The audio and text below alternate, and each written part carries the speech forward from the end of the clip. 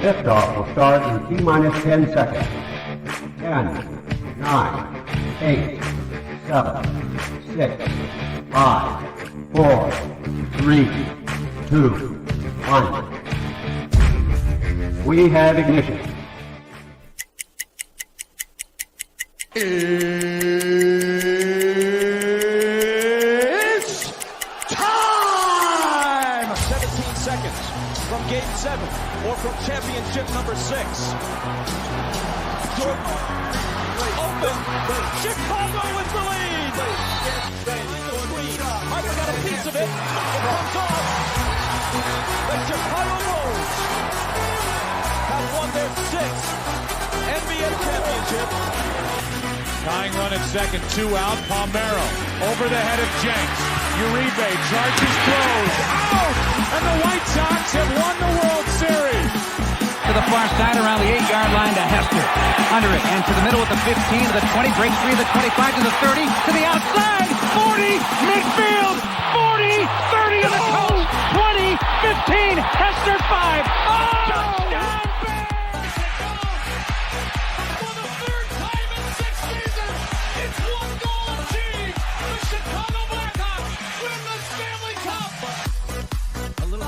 Slowly toward Bryant. He will glove it toward Rizzo.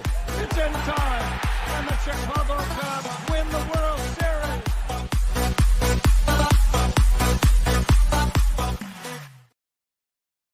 What up, what up, what up? Welcome to Shawn and Maya in the morning on this TGI Mickey Ficky Friday. It's the weekend, baby. And I'm your boy, the SuperBack, Shawn Sierra. Thanks for tuning in. If you're watching us on Facebook Live, well, then I guess you found us on Facebook. If you're not following us on Facebook, come on, man. You know the deal. Go to Facebook, type in Sports Zone Chicago, click the like button. Now you're following Sports Zone Chicago. Simple. But wait, there's more.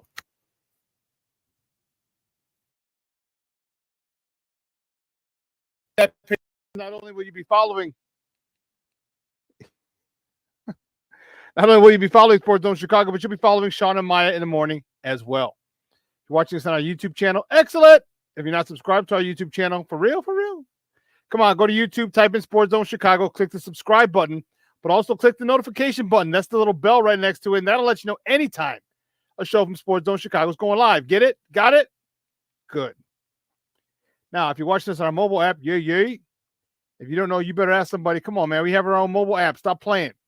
So go to wherever you get your apps from. It doesn't matter if it's iTunes or Google Play, Amazon, Walmart, Kmart, 7-Eleven, Zayre, Zemsky, Macy, Montgomery Ward, Woolworths, Weebolts, Gold Blasts. It doesn't matter. You go there, you type in Sports Zone Chicago, you download it, you take us with you on the go. So not only do you get Shawn and Maya in the morning 3 days a week, not only do you get our other live shows throughout the week, not only are they archived there like they are on Facebook and YouTube, but I'll tell you what, we give you a slew of articles.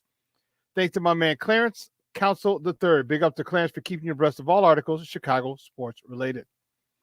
Now, I'm having a little bit of technical issues over here. It's frustrating. Now, if you're watching this on a Roku channel, yay. I like that kind of party. Man, Sports Zone Chicago, we have our own Roku channel. So if you have a Roku television in the house, do us a favor. Download Sports Zone Chicago's channel to your television. Okay, put it there next to Netflix, Hulu, Max, HBO Max, Apple Plus, Prime, Stars. I don't know, man. When's Tommy one coming out? Book 4. This final season of Book 4. Anyway, I digress. Download Sports Zone Chicago channel right to your television. You can watch us on the big screen. Hell, run the big screen right, Mickey now. Now you can also tweet this show. You can tweet us at Sports Zone Shy. That's CHI at Sports Zone Shy. But if you want to follow me, just me personally online. You want to know what I did? Let me tell you what I did. I made it nice and easy for you folks. Nice and easy. One handle for Facebook, Twitter, Instagram, Snapchat, and TikTok. All one handle at the Shawn Sierra. If you want to follow my lovely co-host Maya Kai, you can follow her on Facebook and Twitter at the Sports Chica. If you want to follow her on Instagram because you're an IG and you do it just for the gram, well, just follow her at Maya_Akai. It's MAYA_AKAI. Man, we got a great show for you, but I need you to get interactive. So whatever platform you're watching us on, whether it's Facebook, YouTube, or our mobile app, leave a question or comment on that platform. It'll come up here in the thread. We'll put it up on the screen, incorporate it into the show, and that, my peoples, is what makes this the best morning Chicago sports talk show around. And that's you. So bring them all, baby. Questions, comments, smart ass remarks, because ain't nobody scared over here. And like The Rock said, baby, don't sing it. Just bring it. Let's check the chat because it is jumping already. That's what I'm talking about. My man Cornelius in the house. What up, what up, what up? Sports owners, let's go. Let's freaking go, baby. Good morning, Cornelius. Levette Lee's in the house. She says, happy Friday, y'all. That's what I'm talking about. Oh, snap. Jay Grizz is checking in early. That's what I'm talking about. Bear down. Happy Friday. Blessings to all. Jay Grizz in the house. My man Armando Emeterio Lara Jr. My man Junior's in the house. What up, Papa? Thank you for tuning in. Junior and Grizz got this little thing going. We used to do art in our huddle. That's pretty funny. You do it in the chat. That's hilarious.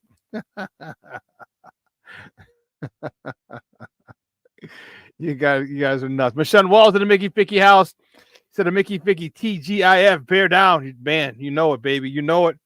I'm excited. I'm looking forward to this week's game as well, like you are. Yeah,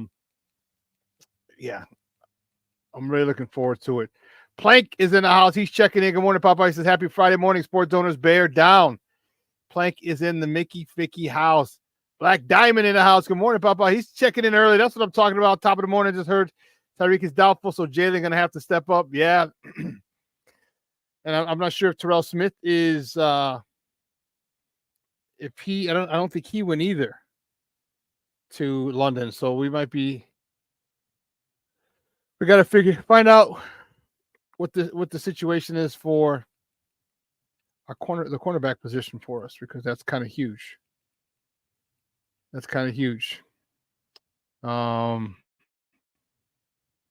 King Booker World checking in. What up, baby? How are you? It's Salute Chat and Shawn.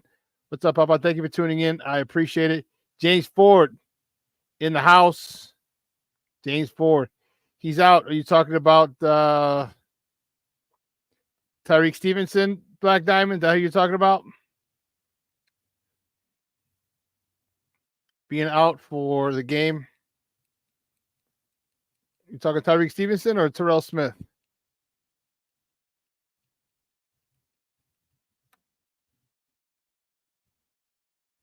Tyreek Stevenson? Ah, okay.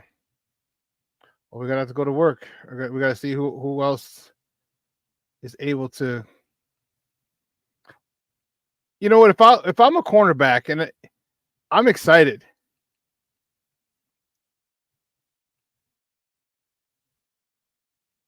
and here's why. First of all, we got a phenomenal defense. We got a phenomenal pass rush. Okay, we've been getting home, putting pressure on the quarterback on a consistent basis.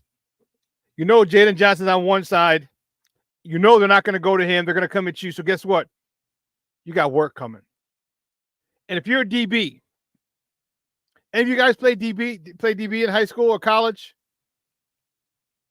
and you guys do that, the one thing that the DBs want, you want work, right? You want work. And so whoever it is, whether it's Jaden Jones or Blackwell, you're getting work. Because they're not going to throw Jalen Johnson is basically shut down one side of the field.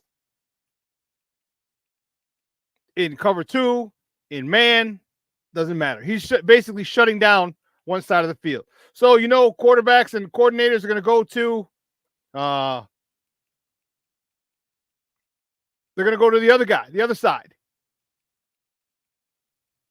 And if you're a cornerback, you better welcome that. You better welcome that. This is what you want. You want the ball thrown your way. If you don't want the ball thrown your way, why are you in the NFL? And then you got those boys up front. Yeah.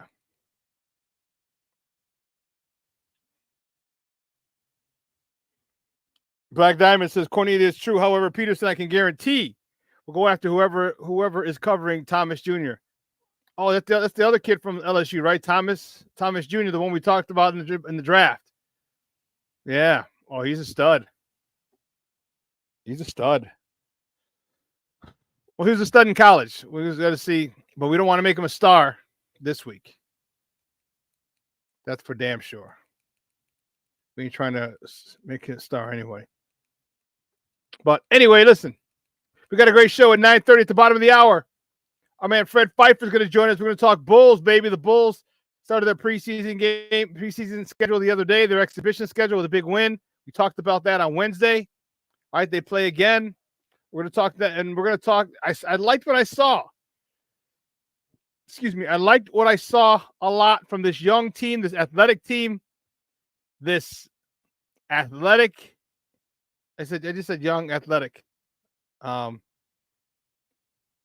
the energy that these guys played with the other day is something that I like a lot. And we're going to talk to my man Fred Pfeiffer from the Big Red Bus at the bottom of the hour. All right. So let's get right to it, guys. You know how we do the first segment of every show. It's called Top of the Morning. It won't come just when you want it.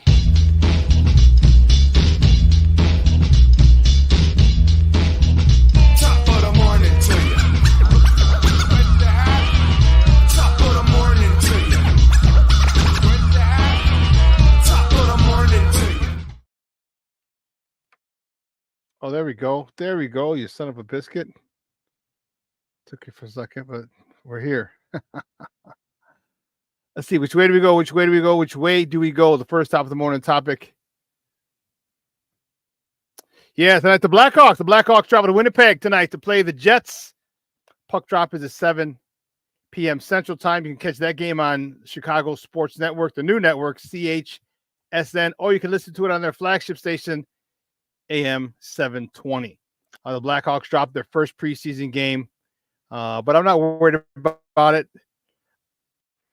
Actually, not the preseason game, their season opener. The Utah Hockey Club. They were the Arizona Coyotes, but Arizona didn't want them, and so they relocated. Their games were abysmal.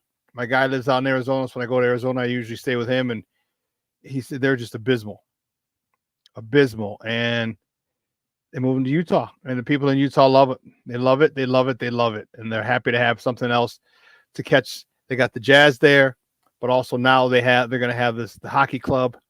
You got a lot of people there in the winter skiing. Tons of people fly to Utah to go ski. All right.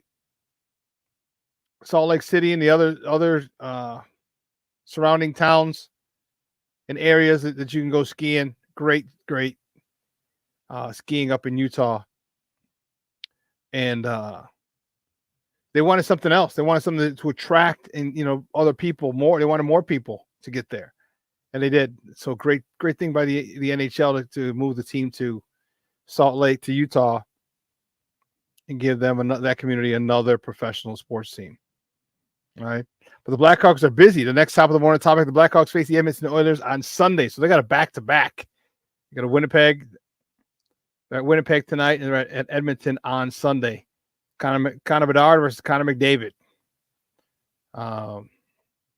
Two of the bigger names in the sport. Connor McDavid, obviously, is more established. Superstar. We hope Connor Bedard can get to that point in his Chicago Blackhawks career. Moving on to the next top of the morning topic, the Bulls host the Memphis Grizzlies mañana, tomorrow night at the United Center. Tip-off is 7 o'clock Central. You can catch that game on Chicago Sports Network. What are they going to do with the other one? Or you can listen to it on their flagship station, 670 AM. So the Blackhawks tomorrow will be on Chicago Sportsnet Plus. You know how they had NBC Sports Chicago Plus?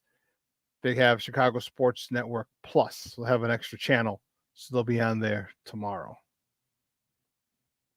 The next top of the morning topic, MLB playoffs. The Cleveland Guardians beat the Detroit Tigers last night to force a Game 5. That game was crazy yesterday. Let me tell you, this baseball has been so fun. So fun. All right, pinch hitter David Fry had a go-ahead 2-run homer in the 7th, then bunted home an insurance run in the 9th. That helped Cleveland force the deciding game 5 against the Detroit Tigers. You know, that was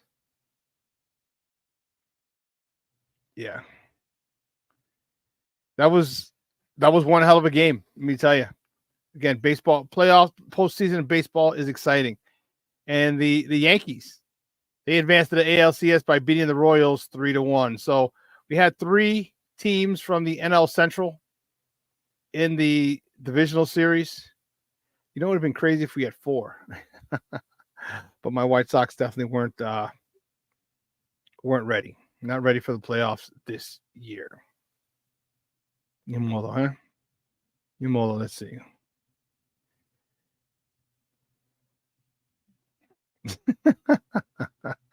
King Book of World says, Utah Hockey Club, what's up with these names? What's next? The Vegas baseball players?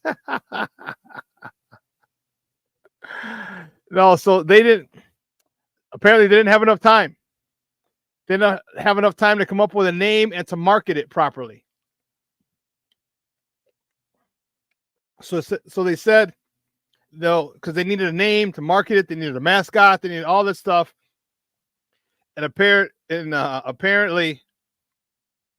they didn't have it in time. So what they're going to do is for this season, and this season only, they're going to be the Utah Hockey Club. They said that they would have their name, their mascot, and all the logos ready for the 25-26 season. So next season, they'll be ready with all the proper mascot name and everything. So yeah, but that is crazy. The Utah Hockey Club, like this ain't soccer. This ain't soccer. Plank, this King Book of laughing at King Book of World because the name is so uncreative. What would have been so wrong about keeping it Coyotes? There's a lot of coyotes in Utah. I don't know if there's a lot of coyotes. But you know what? Utah kept the Jazz. Remember when Utah left New Orleans? Because for those of you who don't know, those who are too young, the Utah Jazz, they started in New Orleans. So now you see why the New Orleans Jazz. It makes sense, right? But like they moved to Utah, they kept the Jazz name. Utah has nothing to do with Jazz. So I guess they could have kept the Coyotes, the Utah Coyotes, because Utah kept the Jazz name when they moved the basketball team. Yeah, they were the New Orleans Jazz, for those of you who don't know. For all you young bucks out there who didn't know, they were the New Orleans Jazz. And before they moved to Salt Lake City, before they used the Utah. The King Book of World, you're a fool. You're on fire today. Man, they in Utah, all they have is time. I figured they should have been able to come up with a name. I hear you. But apparently not. So the Utah Hockey Club it is for this season and this season only until the 2025 season. I'm sure in the off season they'll unveil it, or right before they'll unveil it with their logos and all the other stuff, because they got to get the swag made and all the marketing stuff and merchandising and stuff. So it'll probably be made right after the Stanley Cup Finals is when they'll probably come out with the name. So well, listen, we have to go to break, but on the other side of the break, we're going to switch gears. We're going to talk little Bulls basketball, baby. The Bulls were flying out. They were running up and down the court. Man, it only took them how many? 8 years to get younger and more athletic? Is that how long it's been? I'll tell you what, I liked what I saw with these youngsters. I will tell you that.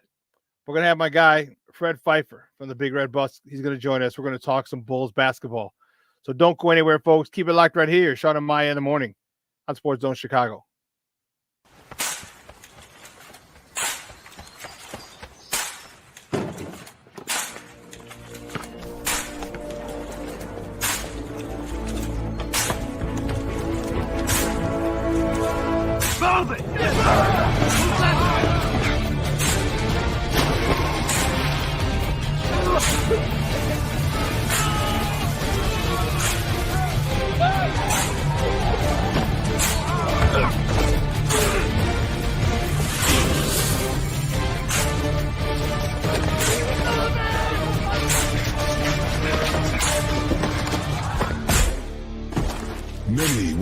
calling.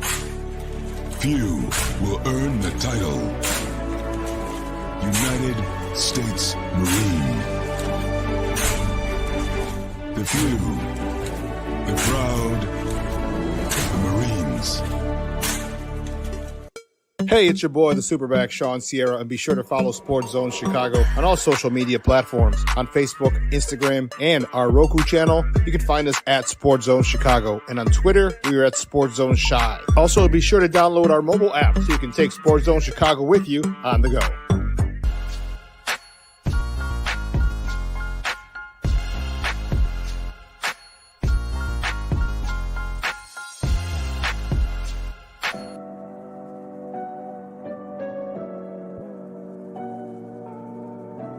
How do you take care of your mind health? For my mental health, I meditate in the mornings. I have my dogs. They're the best. I just find ways that help me just relax. Finding things that make me happy, like being close to my family. I meditate a lot and read books. I have hobbies outside of the game. I'm able to switch off. I'm able to turn my brain off from the game of basketball. Your mind health matters. Your mind health matters. We are looking for a few heroes, mentors, trailblazers, innovators, a passion to change lives, spark curiosity, open hearts, and awaken minds, help students answer the question, who am I? This could be your calling, but this is no job. It's the journey of a lifetime. Be a hero. Be a teacher. Mental health and learning disorders don't discriminate. 17 million children and adolescents in the United States live with disorders like anxiety, depression, ADHD, and dyslexia. Less than half get the help they need to thrive.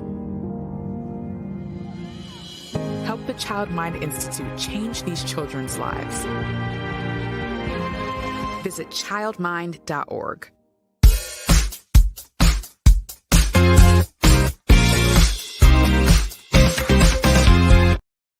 Sensational, wasn't it, Serena? As here's Zach LaVine, he'll fire, hangs on the rim, it's deflected a number of times. Next, Vucevic guides it in. Team bonding, and getting off to such a good start. Like I said, you got all these veteran guys who are accountable, like we talked about.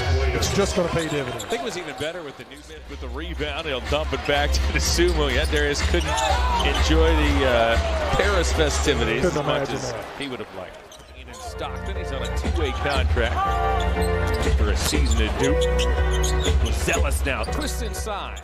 Brad, you don't need to see it. Okay, you don't need to see it. You'll be seeing it. Was it a twerk off? Was it one of those deals? I got to see this. There was I'm happy to report there was not a single twerking going on. Paulie wears the green shoes out here tonight as Bernard steps back. His shot is blocked as Phillips got a piece of it. Phillips dunks. Welcome back to Shawn and Maya in the morning on Sports Zone Chicago. Those clips courtesy of Bally. Yeah, we didn't get the Chicago Sports Network feed. That was from Bally, but I liked what I saw. There was a lot that I liked. A lot that I liked from that team. So we're gonna talk with my first guest. My first guest is a good friend of the program, and he's from the Big Red Bus. And you can find him on Twitter at CBE Fred. Guys, let's welcome back to Shawn and Maya, Fred Pfeiffer. Fred, what's up, buddy? How are you? Oh, you're on mute. You're on mute. Can you hear me now? I'm sorry about that, buddy. Gotcha. Yeah. No biggie. Oh, man. It happens to the best of us. My bad, bro. My bad.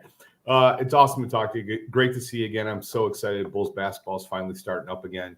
I saw a lot of good on that game the other night, but I also saw a lot of bad. Unfortunately, most of the bad had to do with the starting five. So hopefully we can turn things around. But I expect this year to be a pretty difficult season. But in big picture, that's a good thing because this draft is absolutely loaded, and we need to be in the top 10 or else we hand over our pick to the Spurs.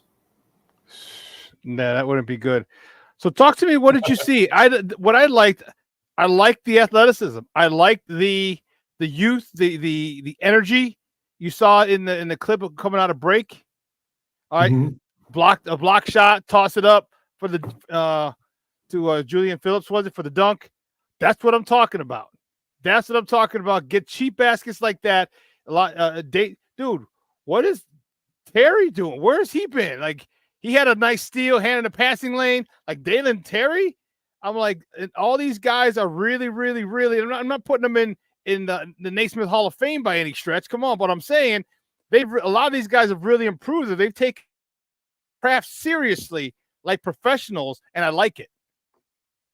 Yeah, I'm going to hold off on celebrating Dalen Terry until I see that he can prove they can hit from the outside at a consistent level. I mean, as a guard or a perimeter player, you just have to be able to shoot at some modicum of, level of acceptability. And he shot it at 23% last year from three, which is less from this previous year at 25. So I want to see more from him on the offensive end. I agree with you defensively. He's one of the better players on his team because this team has potential to be an defensive just abomination. I'd like to start with that, though, Shawn. I'd like to get your opinion. What I saw in the first preseason game is I saw Io outplay Giddey. I saw Buzelis outplay Williams. I know it's just one game, and both of those players are coming off of injuries. So let's not make this a big deal, but I do think it's a potential issue. It was a potential. To me, it's always been dangerous to just hand out starting spots to guys who've proven nothing. Yeah. If you look at Williams last year, he was completely outplayed in the preseason by Torrey Craig, and then he lost his starting spot after 10 games of just absolutely awful basketball to start the season. So, Buzelis, I thought, was a real bright spot in that game, and if he continues to play with such an aggressiveness that we've never seen from Patrick Williams. I know he's only 19, 20, 21, 22. He's 23 now. I mean, I don't know how long we're going to keep on giving these excuses for him. Like, I think that's potentially a really chemistry damaging event. If you're just giving out starting spots to guys that are consistently being outplayed by bench players. Yeah. I don't subscribe to that theory either. Like, you got to earn it. You got to earn it because everybody in the locker room knows. Like, there's one thing you can guarantee, and I'll tell you this, guys in the locker room know. Like, they'll know if you earn it, if you earn the spot or not. They'll know if you deserve to play starting or getting your minutes. They know, right? Because they're putting in the same work, as you are, if not more. Right? Because especially these young guys who want to play, they might even be putting in more work because they're trying to get the eye of the coach so they can get some tick. So no, I agree with you. Handing out spots like lollipops, that's not a good thing, and it doesn't. It's going to ruin the camaraderie in this team. It's going to ruin it because if he takes my spot and he's sucking a joint out and I can't get in, I'm going to be a little pissed. I'll be pissed at him and I'll be pissed at the coach. So that could take a very, very negative turn for this Bulls team. One of the things I did see, I did like what I saw from Giddey. I had never seen him before. I never really paid attention to him. He had a couple of nice plays. He looked okay. But go ahead. Okay, can we let's start on Giddey. So, I really wanted to warm up to this guy. I was opposed to the deal when it first went down, and the fact that the Bulls weren't able to get additional draft assets for a player who finished the year coming off the bench, who asked for a trade when he was told that he's going to be coming off the bench for Oklahoma City Thunder. So he requested the trade, and we were only able to garner him. We didn't get any other draft assets from a team that has too many to use. Yeah. So that angered me greatly. He's a very good passer. He's a solid rebounder. And there's talent there that could potentially benefit a winner. But defensively in this game, Shawn, I encourage you to go to my Twitter handle and look at a couple of the videos I posted yesterday. That just wasn't bad. It was completely unacceptable, the defensive end. I mean, I've coached teams that were young players, youth teams, and that kind of level of effort would have been benched without a second thought. I mean, just staying in front of your man with showing some level of resistance, those are basics. So I know Giddey's not a top-tier athlete. He's nowhere near it. I would argue if you're swapping out Caruso for Giddey, you're getting younger but less athletic because he's nowhere near to the athlete that Caruso is. But that said, I mean, they play different positions. I get it. He's not a natural defender. He doesn't have the athleticism to be a stopper, but he was a turnstile, and it was embarrassing, and I highlighted at least 4 plays that were his fault. You really need to have a perfectly constructed roster to make this work with him. And one thing you definitely need is somebody in the back to protect him. We don't have a rim protector. We have a rim presenter. I mean, Vucevic was a joke. He was a joke at the end of last year. He's 34 years old. He's a great guy. It happens to everybody. He gets slower. He can't move his feet at an NBA level anymore. And you saw that with a couple straight line drives from Mobley when Vooch got switched out onto him, where he just blew by him like he wasn't even there. So, I mean, I think this starting unit, if we keep with it, I think it has the ability to be the worst Chicago Bulls defensive unit I've ever seen. Like in the history of the organization, it can be that bad because there's only one guy who's as a one-on-one defender is above average. That's Williams. Everybody else is below average, at best average. Some poor and Giddey and Vucevic. So I guess my dog agrees on that. Sorry. He's second. He's giving you a second. I hear him. I'm looking at it, and hopefully hopefully they can come together as a defensive unit. But that takes time. That takes a little bit of time. It helps when you have a stud like Caruso to kind of be your player coach and get people moving around. But one of the things that I love the athleticism. The defense. I'll have to go back and look more, study more on the defensive end. I was just happy to see that we had people running up and down the court. I just happy to see that we had people, youngsters who are probably going to be on the Windy City Bulls and not make the squad, but blocking shots and shooting it out to a guy breaking out. Like, that was exciting to me. I'm like, this is not the Bulls that we, unless you're dealing with the Lonzo Ball Bulls, 17 years ago when he played with us. That we didn't have that. I just liked that we looked a lot like a team that can handle athletically, can stay in games. All right, good, decent defense. And but like I said, a lot of the guys that were making those plays are guys that are probably not going to be on this squad. Yeah, they're probably going to be in. They're going to be on the Windy City Bulls, but it gives me somewhat encouragement to know that if someone gets hurt, like, you could always go down there and grab these guys and say, you know what, here's what you did. You block shots and you're an energy guy. I need you to come up here and block shots to give me energy, give this team energy. And we have a reservoir of players to do that. But like I said, they'll probably start in the G League, which is okay. But I just like that pool that we can choose from. Yeah, I mean, we definitely have Phillips is an incredible athlete.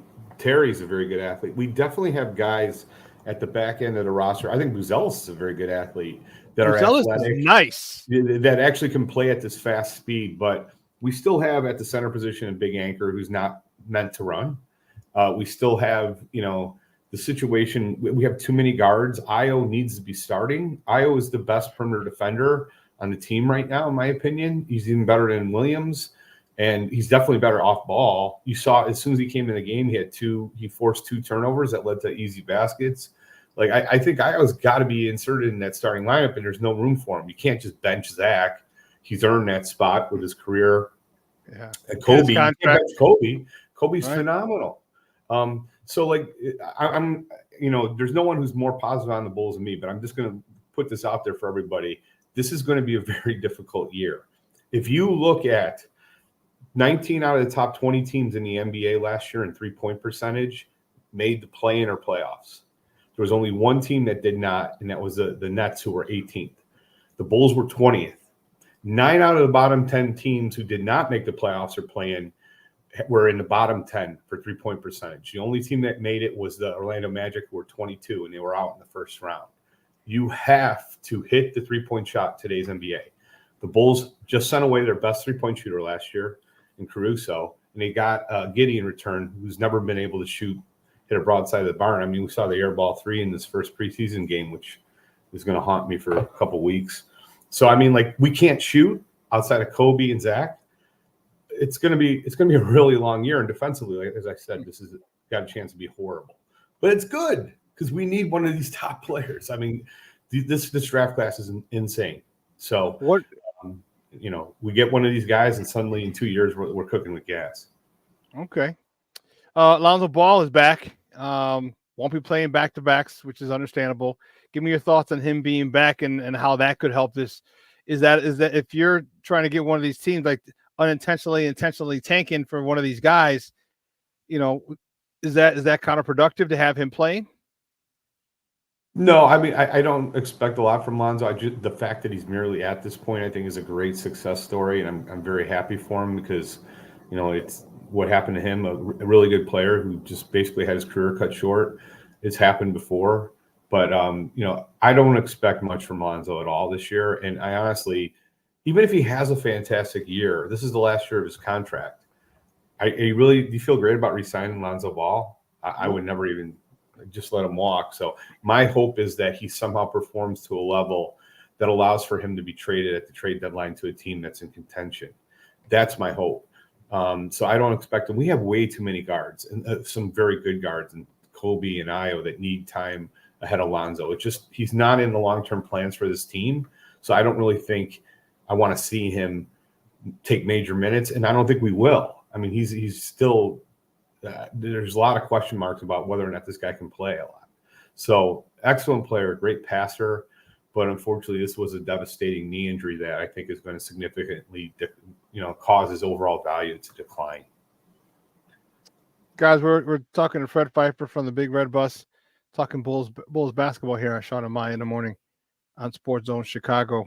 Give me your thoughts on Zach. Zach came a little more, I don't know, he had a little more aggression in media day. He kind of like he was done with all the bullshit. I was like, oh, Zach, okay. Looks like he's like, we're not gonna go. You hear all this stuff, you're not unless you hear from me or my people. I was like, oh, okay, Zach, you know what I mean? Zach seemed like he grew up a little bit. He came out, was on the offensive a little bit. And give me your thoughts on Zach. I mean, he's most likely going to get traded. You know, it's kind of it's the worst kept secret in the NBA. People just the Bulls just want to make sure that he gets out there to show, so they can trade him. What do you see happening with Zach? Does he get moved at the deadline? Does he get moved during the season or before that? Do the Bulls eat some of his contracts and make it more appealing to somebody? How do you think that departure, this breakup ends? Well, I think there's zero chance of the Bulls eating any of his contract, and I don't think they should. Zach LaVine is still in the prime of his career, and people forget due to what happened last year with the injury. Zach LaVine's an awesome basketball player. He approaches 50, 40, 90. He's incredibly efficient. He has a lot of skills that are needed in today's game, and the ability to hit the three and the ability to attack a rim and punish a spread out defense. I know there's a lot that people are disappointed about with Zach, but I think he's a good guy. I thought he handled that press conference as well as you possibly could in a very difficult situation. If we go back to the summer, there's something that was kind of glossed over in the Bears haze. But we had a member of the front office give an interview to Jamal Collier, an ESPN national columnist, and say basically that Zach LaVine was a loser and that he should just come in and comply with what we want. It was one of the most horrific, I think, egregious examples of whoever that person is in the front office needs to be rooted out and let go. You don't give that type of comment to a national reporter who then repeats it. Your complete communication to any reporter should be, we love Zach LaVine. We want him to be part of the team. He brings tremendous value and efficient offense.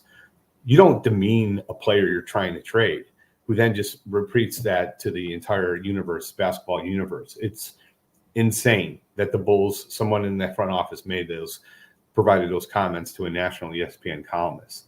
So that said, if I was Zach, and you could tell he was furious, not only that, his agent was furious, who's arguably the most important, influential agent in the NBA, it makes it less likely that teams would look at the Chicago Bulls and say, I want to go there. It was a horrible statement, and I encourage everyone to go back and look at it and tell me what good did that do? When they're in the Chicago's never been a destination point for free agents. All right. That's been back to the 90s. All right. We're going on 30 years of this shit. You saw what he's, back to the breakup of the dynasty to, other, free agents just not wanting to come here for whatever reason. The micromanaging of just the bad business decisions that we've had with Gar Pax for a long time. Yeah, that's definitely a debilitating situation with that. Yeah, well, I will say, Shawn, I will say though, it was a 10-year anniversary actually of the Bulls signing Paul Gasol, when every winning team in the league wanted to sign him. And not only did he sign here, he took less money to come here. Like, I think Gar and Pax are really unfairly maligned also as like just completely incompetent, when it's absolutely not true. They drafted extremely well, and they did get some significant free agent signings. They didn't get the big ones. There was only really one big one, and that was in the summer of 2010. But every free agent they signed in that summer, outside of the big three, were excellent signings. Boozer, it was an underrated signing for this team. I know he didn't play great defense, but he was a fine offensive player. And Kyle Korver was one of the best signings in the history of this organization. And unfortunately, the ownership caused him to go to Atlanta. They did not want to go into the tax, and so we let him go. But again, I'll go back to the comment. I'll actually read it. I have it right here. Team source said about Zach LaVine, he's never won. He's done it his way the whole way and never won. If he's interested in winning, he'll do what's asked of him. If he's motivated not to be here, one way is to come, be compliant, and be who he is. Like, regardless if you agree with that quote, first of all, it's not even true, because I'm old enough to remember 2 years ago that when the Bulls won 46 games, Zach LaVine was the second best player on that team. So whatever. But you'd think, oh, let me see. That's the front office that got Vooch. And I looked it up. Oh, lo and behold, Vooch is like 5 years older than Zach. His career winning percentage is about the exact same as Zach. So you think in a million years they would ever say anything about their precious acquisition of Nikola Vucevic, who's never won anything, ever? No, they never say it, but they say that about Zach LaVine. It's appalling, man. And it's a really bad reflection on this front office, whoever that individual is. It's not surprising that this it really isn't. Not with this organization. You know, either organization that Ryan Zor phones, those things don't surprise me. They just don't. They don't. Billy Donovan, talk to me about him. What do you expect from him? You know, I like Billy Donovan I think he's a great coach when he's dealing with a younger team. But like we said, a lot of those guys that we saw are going to be in the G League. How well do you think Billy Donovan does this year with a lot of the returning starters, with veterans? You know, P. Wills in his 10th year, and he's 22 now. You know, he's been there forever. So how do you think Billy the Kid does this year on the bench? I think this is going to be the most difficult year of his coaching career. Billy Donovan has done a lot of magic with some teams I didn't think were very talented on the defensive side of the ball and got them in the top 10. This team, the talent on the defensive side is horrific. And I think if he even gets it, I would be shocked if they're somehow better than 27th in the league in defensive efficiency. He deserves Coach of the Year consideration, because there is no talent on the starters just the front court. It's going to be an abomination. I'm telling you, it's just going to be a layup line. So I feel for Billy a little bit, to be honest with you, because he's also then balancing this issue that I talked about, where the front office sent away their best trade asset in Caruso, and they got this player in return, Giddey, who, Shawn, if I had to ask you one, I want to illustrate something here. Josh Giddey is going to be the center of this offense. He is going to be the highest usage player. What do you think you need to put around Josh Giddey to win? What would you say? Obviously 3-point shooters. Let's stop right there. He played at Oklahoma City last year. Oklahoma City was the #1 team in the NBA in terms of 3-point percentage. Did not work there. Like, I think that's my biggest issue, is why didn't it work with a team that had all this talent? The Bulls are never going to be able to put around him anything better than what Oklahoma City has. So my counter and my concern is that I don't think you can win with Josh Giddey. Seriously, he's too poor on the defensive end, and he's too bad of a shooter. And I know he's a great passer, but Shawn, like, to me, the best playmakers have gravity. I encourage everybody listening and you after this call to go to YouTube and Google Suns Nurkic Giddey, and you will see a play last year, or a series of plays, where the Suns just put Nurkic on their center, and he didn't leave the paint. And watch what they did. And I think you're going to see that continually over and over again, unless they're able to get unless he's able to demand more of attention out at the 3-point line. If you're not attracting that much attention, it's hard for you, no matter how good of a passer you are, if you have so little gravity, to create other opportunities for other players. All that said, Kobe White is awesome. I think Kobe White is going to take another step. I think he's going to be an all-star this year. So all the negatives are going to be countered by how good that kid is. And, I'm looking forward to watching him play. But that's about it. I got to tell you, that first half, it set basketball back 20 years on the defensive end. I can't even believe how bad it was. Yeah, I caught the second half when most of the youngsters were playing. So, and all the vets were on the sideline. That's why I was excited. Yes, Shawn. Go back and watch that first half, and try not to make your eyes bleed, because it was horrendous. Check out my Twitter feed. Look at those videos I highlighted. It's going to be a long year, but it's going to be a really long year. It is. So, but that said, the prize is Harper's kid. You see this kid at Rutgers? There's like 7 kids in this draft that would have been picked number 1 this year. So It's a good year to be bad. Okay.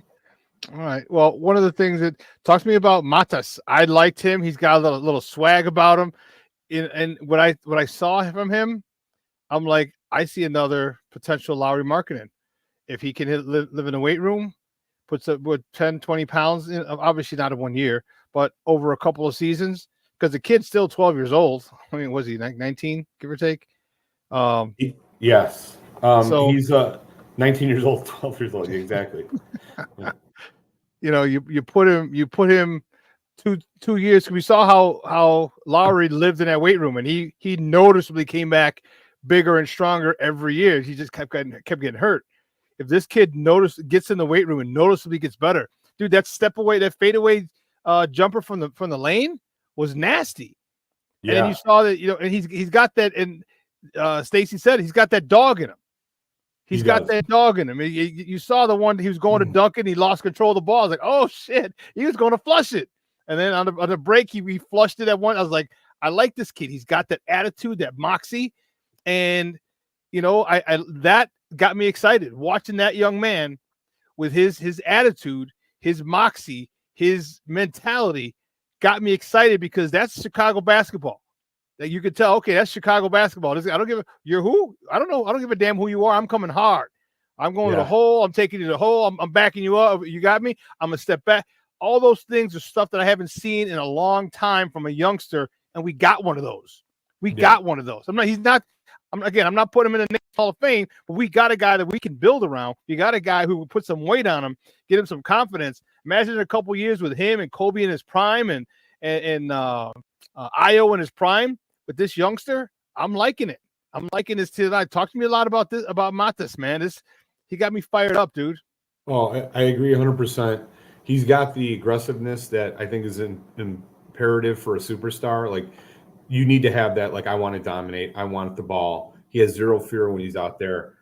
To me, like, kind of the exact opposite of Williams, who always tentative, always passive when he was 19. This guy's more aggressive than Williams, and Williams has been here for 8 years already. Exactly. But I will say, in defense of Williams, he's an excellent outside three-point shooter, and that's where I think Modest has to get better. So last year he shot 27% from 3 in the G League. He shot 23 or 25% in the summer league. Like, that's the key part of this kid's development, because if you're not able to, again, the whole league right now is basically, can you hit the 3 in extended defense, and do you have players that punish an extended defense? The Bulls under this front office, have never been able to get that part 1 done. They don't have enough good three-point shooters. And, so like his development, I do agree with you. Like, I feel like if he can get that piece at least to an acceptable level, like 35%, it's going to open up everything. And I do love Io. I do love Kobe. I do love Modest, and whoever they're able to draft in this draft. Those are 4 players that you could see growing into something special, especially if it's like they get a Cooper Flag or one of these bigs that's out there. Mm-hmm. My goodness, it could be something really cool to see. But I agree with you on Modest, man. He's got athleticism. He impressed the heck out of me in that game yesterday. And I said this too, like, he played better than Williams. Williams was terrible. Oh, yeah. Williams was a minus 18 in like 12 minutes yesterday, or 2 days ago. And he was 3 turnovers, He looks like exactly like the same player he's been for 5 years. You know, he's got nothing else but defending, shooting a three, which is all good. But that's what he is. He's a role player. Hey, Fred, great stuff as always, buddy. I appreciate it. Do me a favor, let everyone know where they can find you and your work online. Yep, go to Big Red Bus on all platforms. Do Big Red Bus Bulls, and you'll find the show I do with the Podfather at Doug Tonis. And then Chicago Bullseye, of course, which I post not as often, but we do shows occasionally for Chicago Bullseye. And then on Twitter, that's where I post most of my stuff, which is at CBE Fred. And you can see a couple of these videos I posted of the defense in the first half. I mean, man. I'll go back. I'm trying to forget about it. Hey, it's preseason. They're coming off injuries.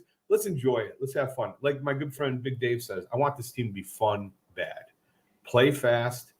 Not going to win a lot of games, but you're going to see some progress. And hopefully by the end of the year, you see improvement from the younger players. Shawn, it's always awesome to see you, man. You're the best. I love your show. And I'm honored every time you ask me to come on.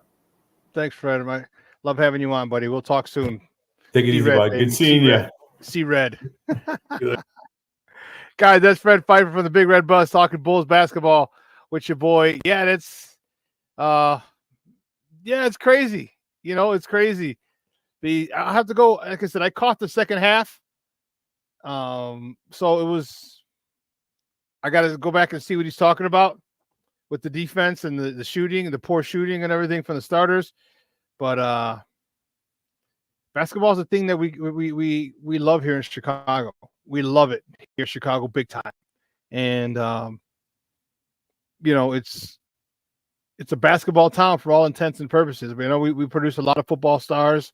Man, Chicago's a basketball town. It's a high school basketball town, but even to be able to have like a good college team here, like that's where DePaul would really feel. You know, we had one for the year. Loyola had the magical run. Northwestern made it to the tournament every couple times, once or twice in their Collins. But we don't have like DePaul was our team.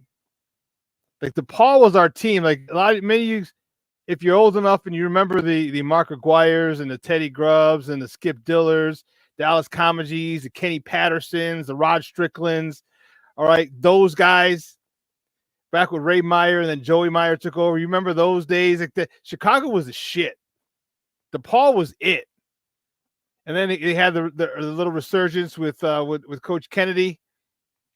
And he brought in Q and Bobby Simmons. They attacked the public league again and had some of the top public league players. We need that again. We need that. Like I don't understand what's going on with our schools. Chicago alone, the Chicagoland area. I'll stay in the city. Chicago alone. You can fill 5 or 6 spots from every school in the state.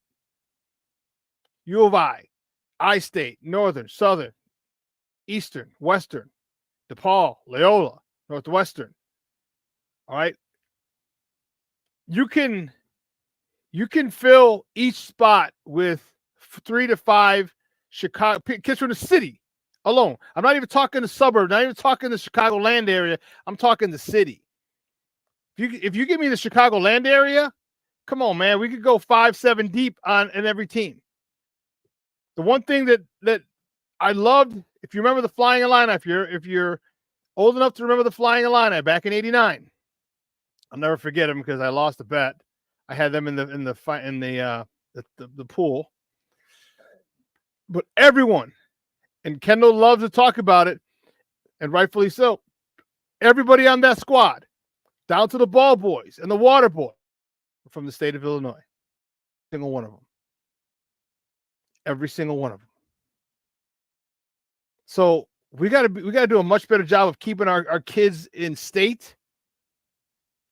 Go to U of I, go to DePaul, go to Loyola, and we're doing it. St. Rita's Vic Law, he just graduated from Northwestern a couple of years ago. He was there for 4 or 5 years.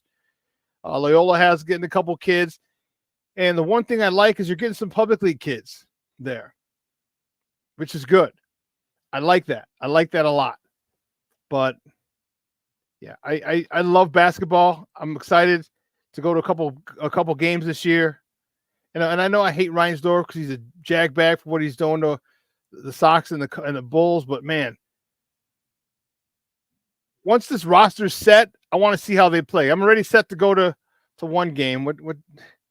It's the 11th. Was it November 11th? Something like, I think so. Yeah, I think it's November 11th. And oh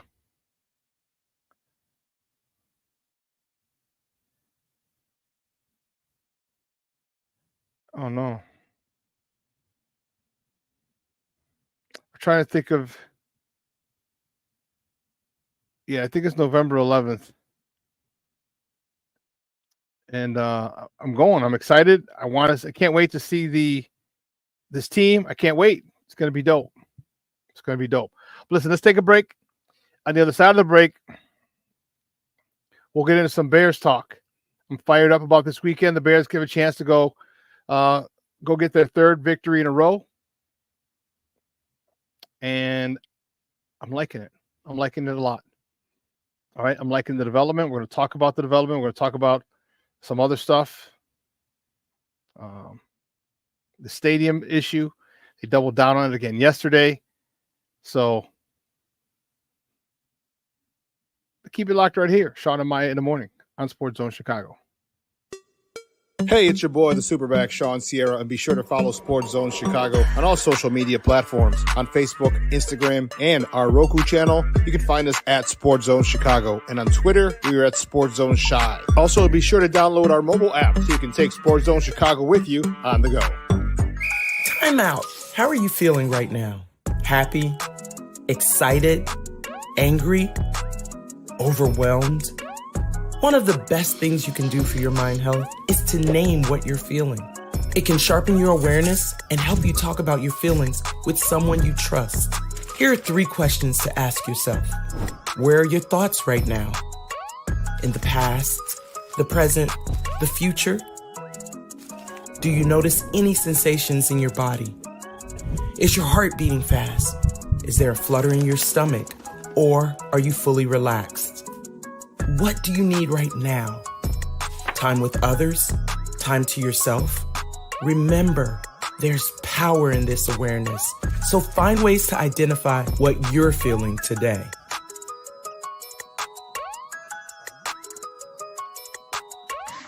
Hi, guys. Hey. Hi, Megan. Hey, Jessica. Megan, you're a tramp.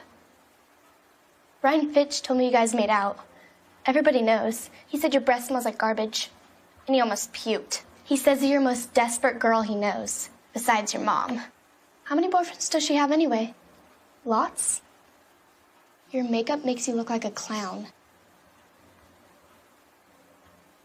That zit is huge, zit face.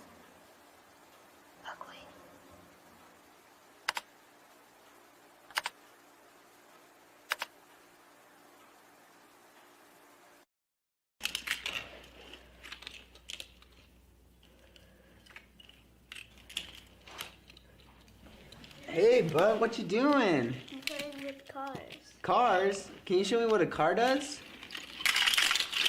Whoa, whoa, whoa, whoa, whoa. Hold on a second. First of all, this is a school zone. So you need to put down your cell phone, stop texting, and let's get to driving. Now you're coming up to a stop sign, right? You need to slow down and stop before you hit that Y line. I want you to look left, right, left. You don't want to get hit by a car going on your left, and to your right to make sure you don't get sideswiped by a guy coming from your right. You're coming, and you see a crosswalk. You better slow your horses down, because the #1 rule of driving is always yield to pedestrians. Now stop, pull over, and you are done driving. Gosh, what do they teach you kids in school nowadays?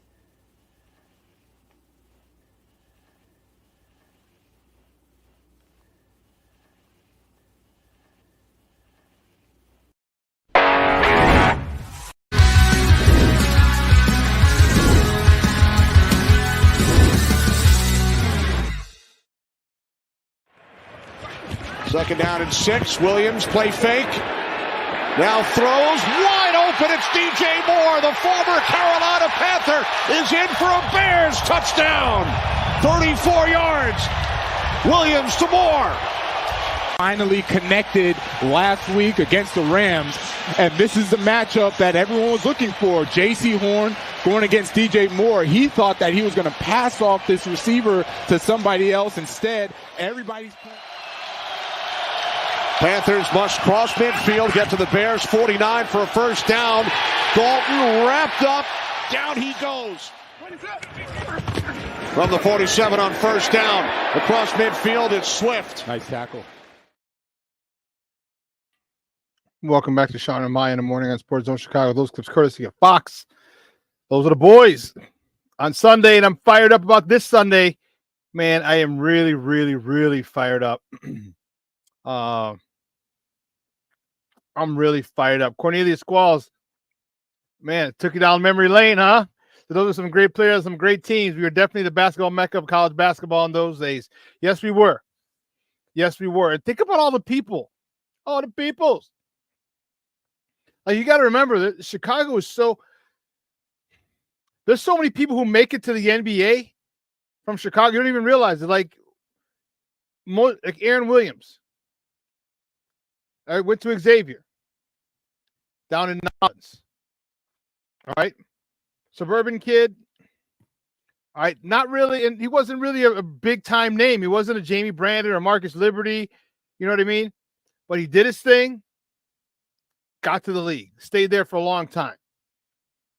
Like, we have a lot of guys who go under the radar and are like role players in the league. And that's dope. Like Taylor Hucker Thornton. Taylor Horton Tucker. That's what it is. Kid out of Simeon. All right, he's on the Bulls now. Or he's on the, he's trying out. He's got a I'm Cornelius, those are the good old days. And we need to get back to that. Chris Collins has got to get in there as well. Like, he got the kid Vic Law from St. Rita. If the academics are an issue, then just stick with the private schools. All right. Or, if the kid's good in a lot of kids a lot more kids are better students, which is imperative. Okay. They understand. And, you get a lot more kids who can make the grade, because Northwestern's not an easy school. It's not an easy school. All right. It's a very challenging school academically. Okay. And so, as long as the kid's able to handle that, you got to look at the classes he had, the maturity level of the kid. But I would love for Chicago basketball, college basketball, to be here, to be infested with Chicagoland players. Every squad. I digress.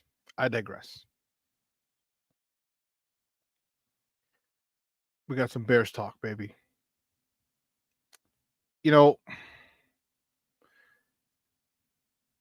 Bears are in London now.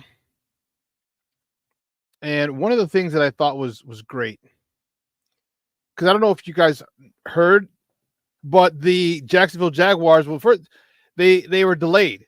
Why they wanted to wait till Thursday, I have no idea. I know they're going to be there 2 weeks, because they play this week, they play us on Sunday, and then they play again next week. If you're wondering why Jacksonville plays out there a lot, Jacksonville is the owner of the Jacksonville Jaguars owns is it Wembley Stadium? Or is it Tottenham Hotspur Stadium where we're playing? He owns one of the stadiums out there. And so it makes sense. But they're going to be out there for 2 weeks. Or I shouldn't say 2 weeks, 2 games. 2 weekends. And so it's,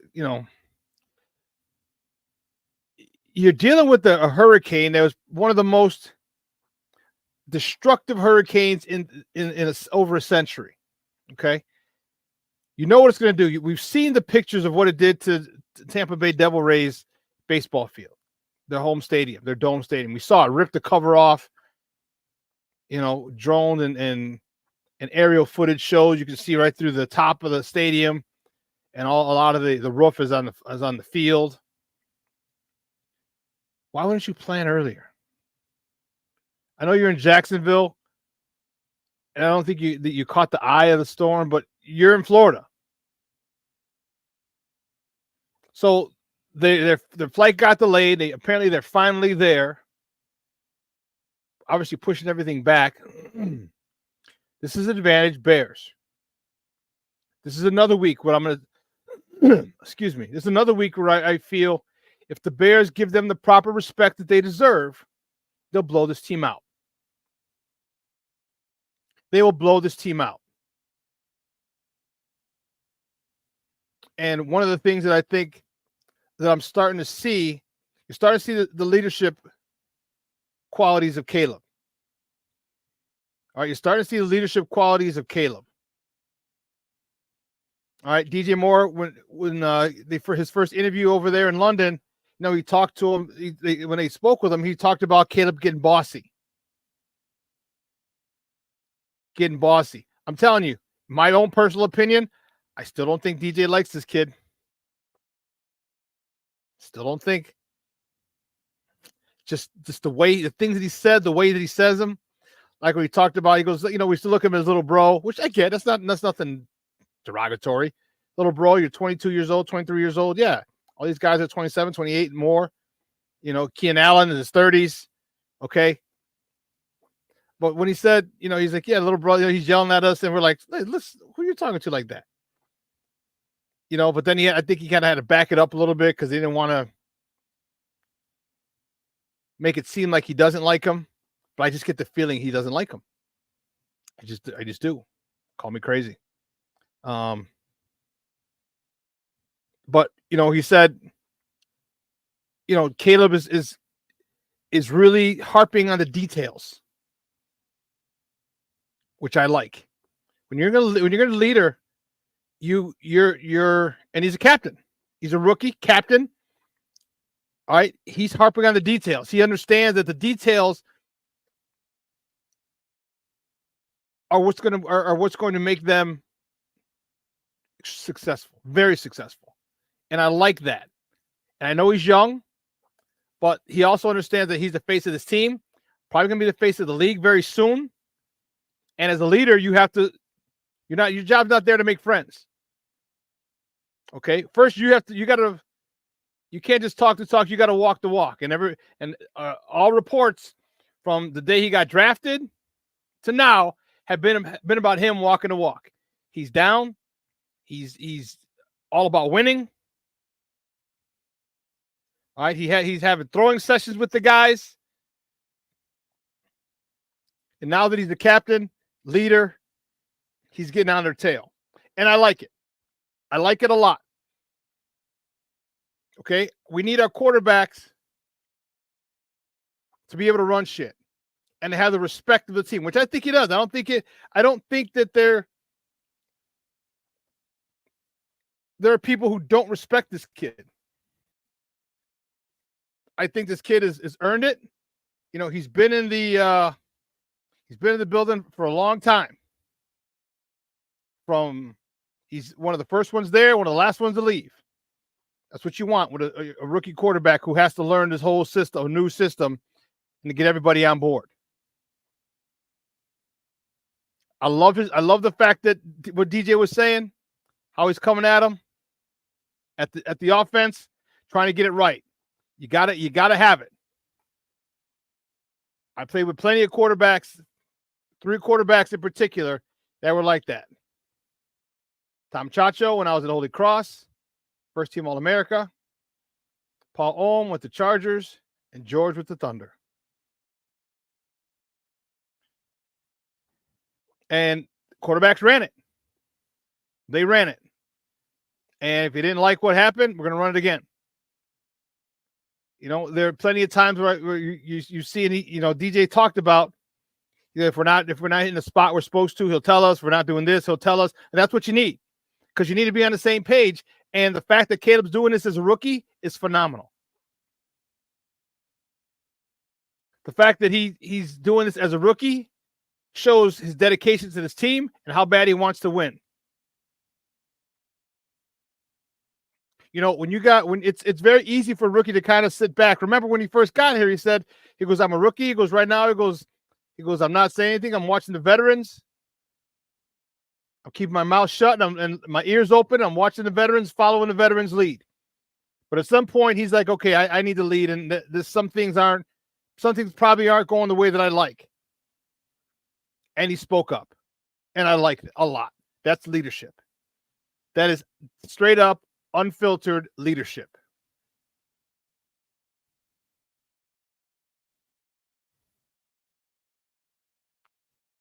I'm looking forward to this game because I want to see the chemistry. The one thing, he hit 6 receivers last week. He hit 8 receivers the week before. If he gets hit between 6 to 8 different week, man. And that's what I want. I'd love to see from him. That's the next thing. Stay consistent in spreading the ball around. I mean, although I do think you need to target Keenan Allen a little more. And I hope Keenan Allen really steps up to the point where he is Mr. Third Down. You're gonna have to triple team his ass on third down because unless someone's open deep, which could be DJ Moore, but unless someone's open deep, he's looking for Keenan Allen on third down.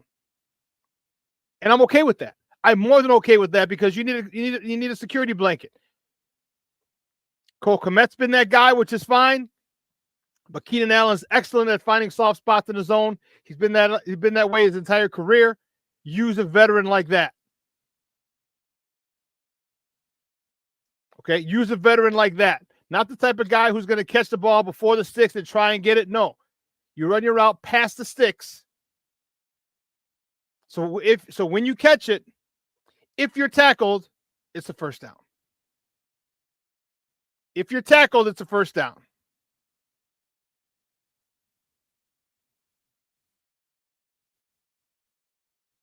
So use that. He's got to do a better job of using him. But this is a further. Now we're getting more practice in games because the only way to build chemistry is through games.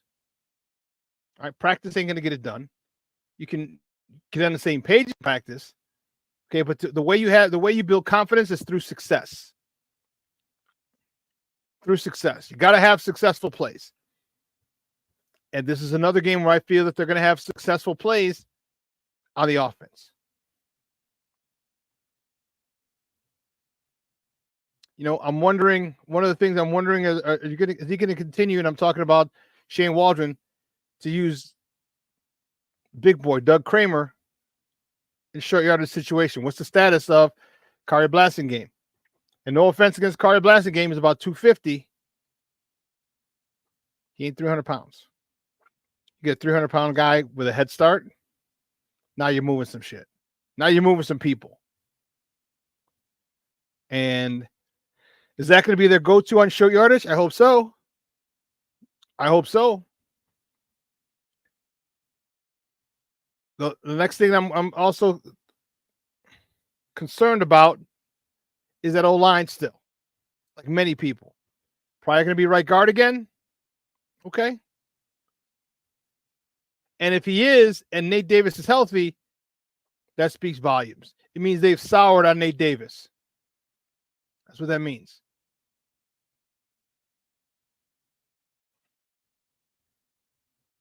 King Booker World said that's the version of the Bears version of the tush push. Man, because he goes up there and I like it. And Roshan Johnson knows. Roshan Johnson follows him on that first touchdown. He fell on him. He came through. Like that's following your lead blocker. I'll tell you from experience, running the ball, when you got a lead blocker who mows people down. I was very fortunate to have two of them.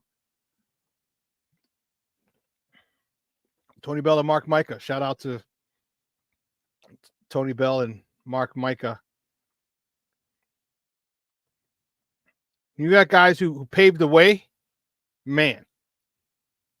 So as long as they consider that, and here's the thing that I think they need to do. Jacksonville has a horrible defense, horrible pass rush, horrible run game, horrible pass defense, horrible. So what I need them to do is I need them to run the ball. And you're like, well, wait a minute. You just said they had a horrible pass game. Yeah. I need them to run the ball,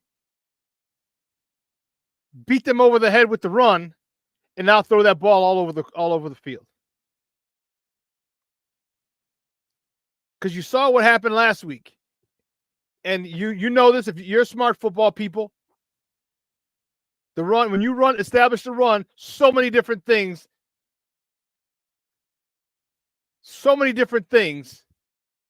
open up off of that.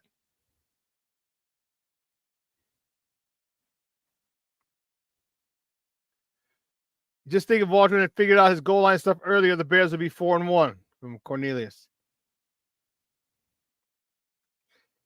Yeah, and I'll tell you what. Remember, I told you I would give him 4 weeks. I liked what he was doing after 4 weeks, and after 5 weeks, I really like what he's doing. Now I need to see it consistently.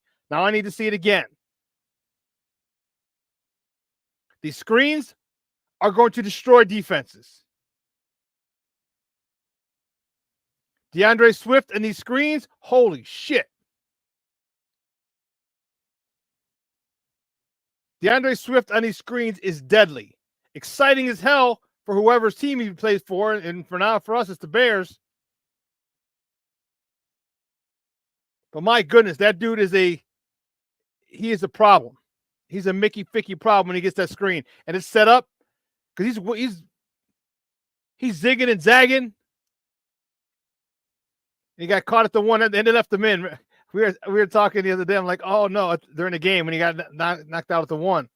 I'm like, are they going to bring in Roshan? Like, they can't bring in Roshan. They can't bring in Roshan. They cannot bring in Roshan Johnson for the touchdown vulture. They can't do it. I was like, Swift got him down there. And sure enough, they left DeAndre Swift in and he scored. I'm like, they can't do that to my man. They can't do him like that. That was nuts.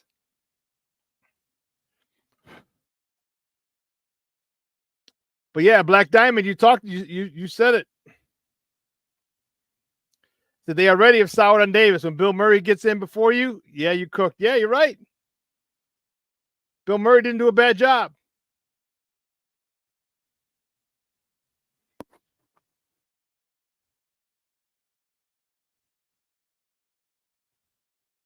Roberto Ramirez checking in. Thank you, Papa.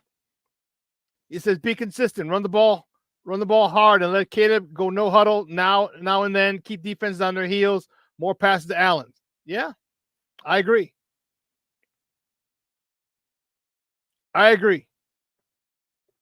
Just what I was saying. Get Allen more involved in the game, but run the God-blessed ball. Run the ball. And this is what I'm telling. I'm more than okay with. Let him be the game manager. Because there's going to be plays where he takes over. There's going to be plays where he has he makes something happen.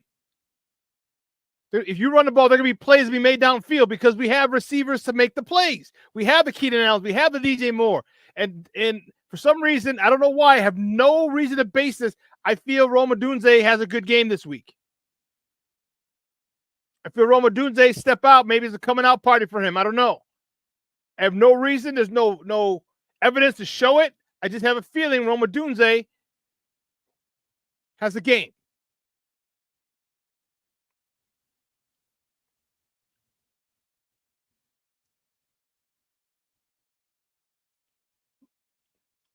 I hope I'm right. That'd be dope. But I still want to see DJ Moore eat. I like DJ Moore. He is completely underrated throughout the NFL.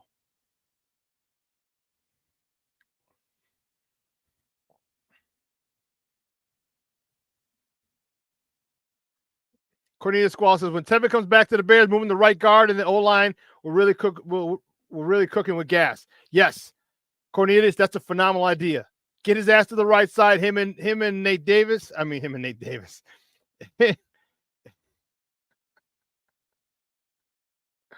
Oh my God, him and Nate Davis. That's crazy. That's a Freudian slip. Him and Darnell Wright on that right side with Doug Kramer in the back. Come on, man.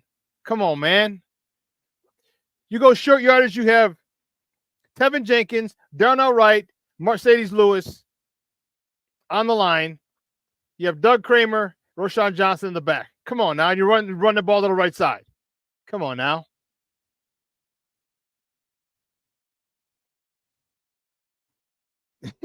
Roberto's like, I'm at their way. I'm with you. Yes. Rome needs to get off this Sunday. You know, I get fired up, baby. I get fired up when I talk about the Bears because I love this game so much. I love my Chicago Bears so much.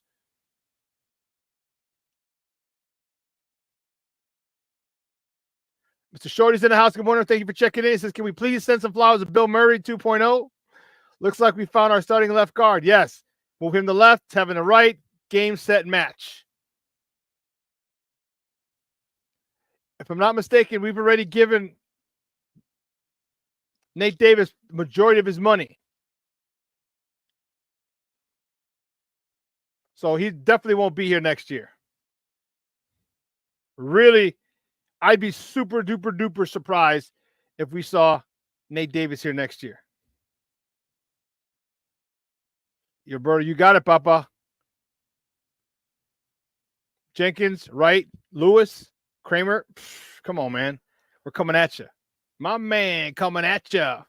Hey, you know what? I got you.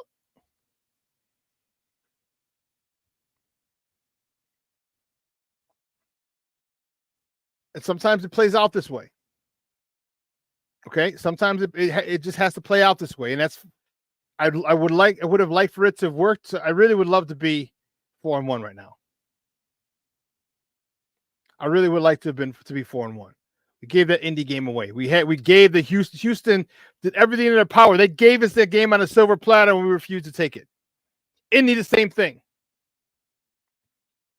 And remember earlier in the year when I was like, dude, they could go undefeated. I'm like, I won't go that way because everyone's like, no, come on, you're crazy. You're just being a homer. I'm like, those 2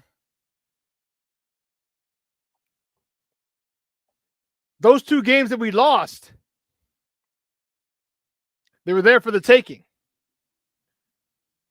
But that's a young team searching for a leader, searching someone to step forward. I get it. Carlito's way. I love it, Roberto. I love it. I love it. Oh man. So yeah, that's what I'd like to see on the offensive side of the ball. Shane, good job last week. Good job of keeping them on their toes. Let's continue that. Let's impose our will. And that's what I'd like to see. I'd like to see Shane Waldron, which is why, to me, I think it's important that you establish that run game by getting Tevin on the right side, getting him at right guard. Him, Darnell right on the right side. Come on, man. Come on, man.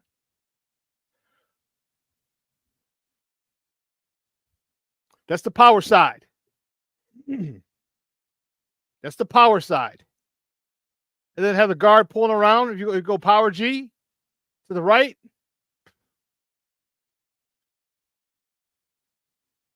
Yeah, there's a whole lot of good that can happen from that.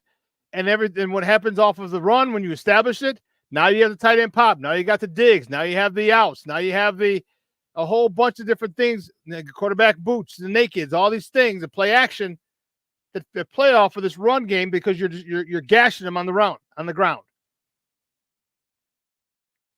This is what I say when I say give them the respect that they deserve. All right? Don't think because they have the worst pass defense that you're going to start passing. All right?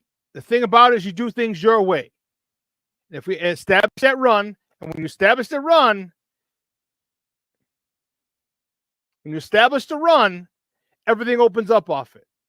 And you can get your passes. You don't have to throw the ball 45 times to get 300 yards. You can go 25 out of 29 for 335 yards, 3 touchdowns, and no picks. Because you got yak, or you just have big plays.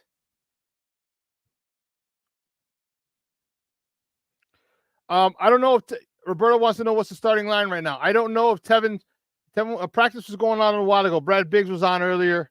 and he was talking. He was saying that Tevin should be practicing today.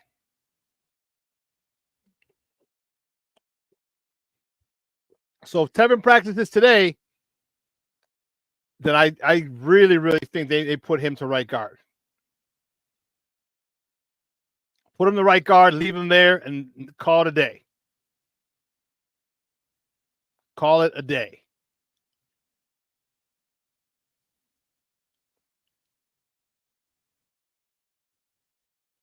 Bill Murray, Pryor, those guys. Bill Murray put him, at the left guard. He didn't play bad there at all last week.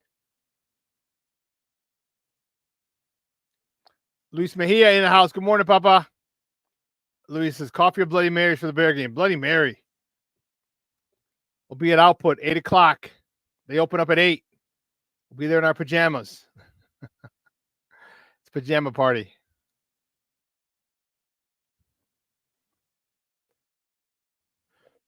Cornelius, yes. If they're bad stopping the pass, they'll be even worse if we run the ball. You're damn right. Ant Mosh checking in. Good morning, buddy. Thank you for tuning in.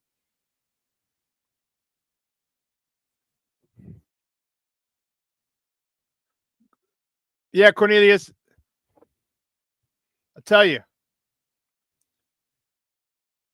you're gonna get a lot of big chunk plays if you run the ball. And later in the game, you play action, quarterback naked, quarterback boot, quarterback waggle, get him out, get this guy running crossing routes. Mr. Shorty said, we watched the All-22 last night. Bill Murray did not have one bad play. Good. Bill Murray left guard, Tevin right guard if he's healthy.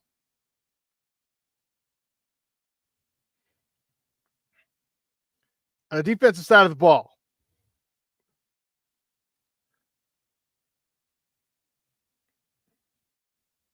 Jaquan Brisker's out. He didn't make the trip due to being in concussion protocol,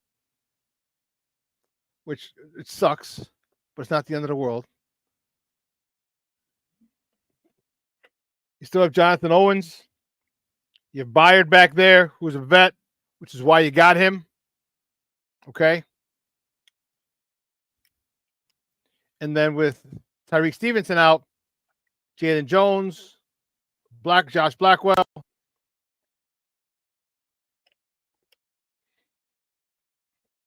But here is where your mental reps take over. Here's where Jalen Jones or Blackwell, whoever's going to start, you have to understand that you may not be the starter, but you're one play away from getting in. And they need to understand that I should probably study. And I'm not saying they haven't. I'm not saying that at all. Maybe they have. But you got to study what your guys do, what the first teamers do. It's not just sit there and watch them and go, oh, look at it, and sit there and have actually a sideline seat for the game. No. You got to watch them. You got to try and get in the flow of the game from the sideline. What are they doing? How are the receivers?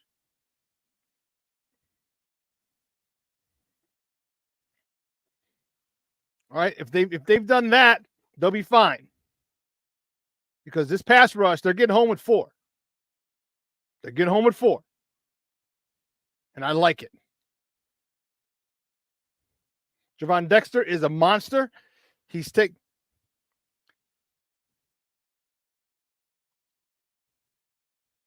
When I said,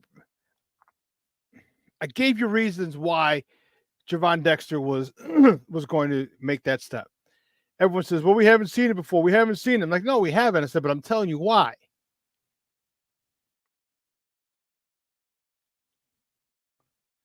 I'm telling you why Gervon Dexter is going to take this next step forward. Well, I want to see it. Okay, we'll just wait and see. But let's not act like I didn't tell you. Let me act like I didn't back up. Why? I didn't just say, well, I think Gervon Dexter's going to have a good year. Why? Because he's going to have a good year.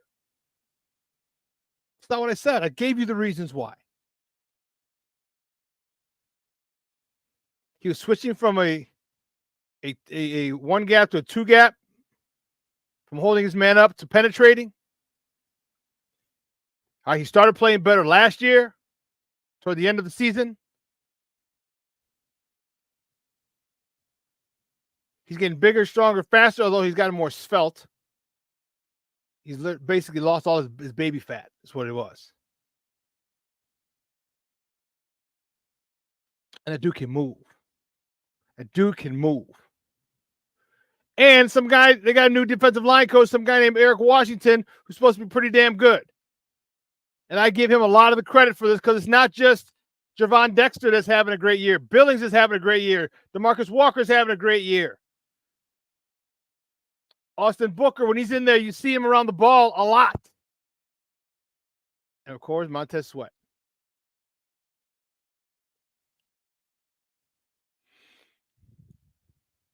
So, yeah, I'm not overlooking Eric Washington at all. Because a wise man once said, coaching matters. Coaching matters.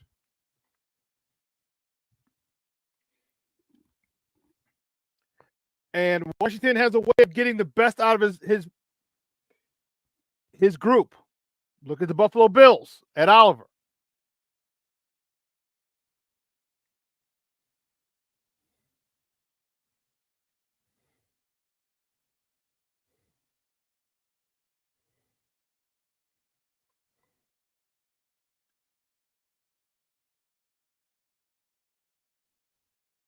Jay Grizz says, Superback, who's responsible for lack of stopping the run game inefficiency?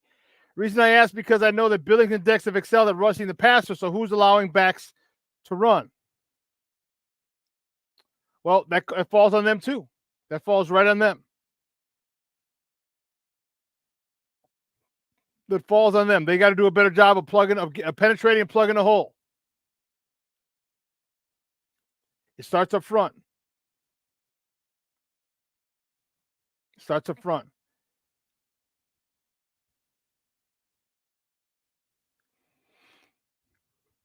So if you're being blocked, because they're going to double team Billings.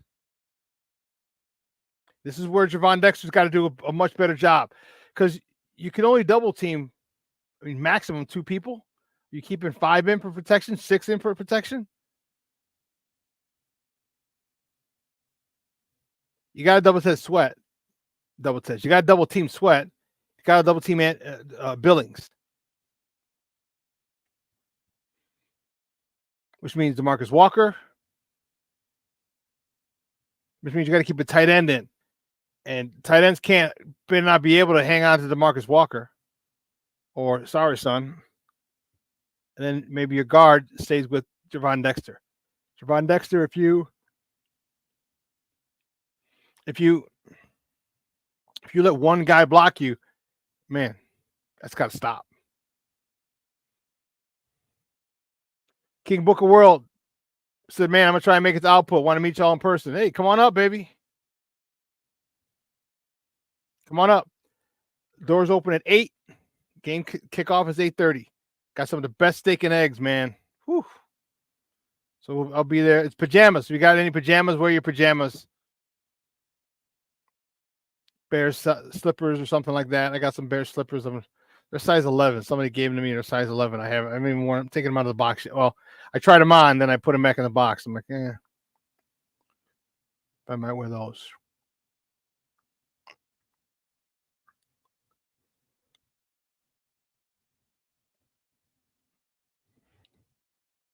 One of the things that I was concerned with,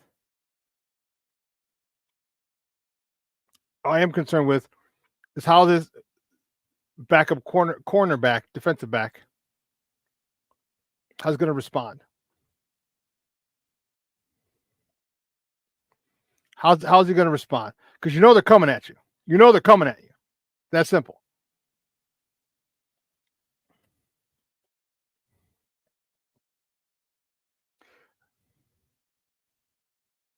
Come in your robe. I'm telling you, they said it's a pajama party. It's a pajama party.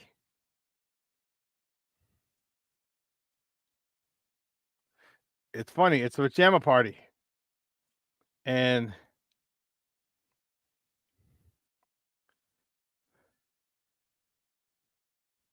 oh goodness. No, I was trying to find.